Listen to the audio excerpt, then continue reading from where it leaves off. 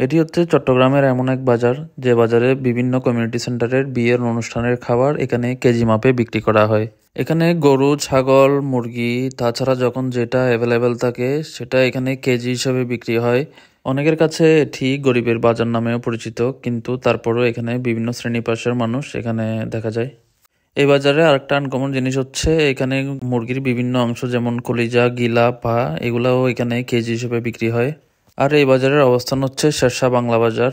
শেরশাহ হয়ে বাইজিৎ link road যাওয়ার মুখেই হাতের বামে রাস্তার উপরেই এই বাজারটি বসে। আমার কাছে এই বাজারটি কিছুটা আনকমন মনে হলো, কারণ সচরাচর এইসব আইটেম আমি অন্য কোনো বাজারে তেমন দেখতে পাইনি। তাই এই বাজারটি কৌতূহলবশত আপনিও গিয়ে ঘুরে আসতে পারেন।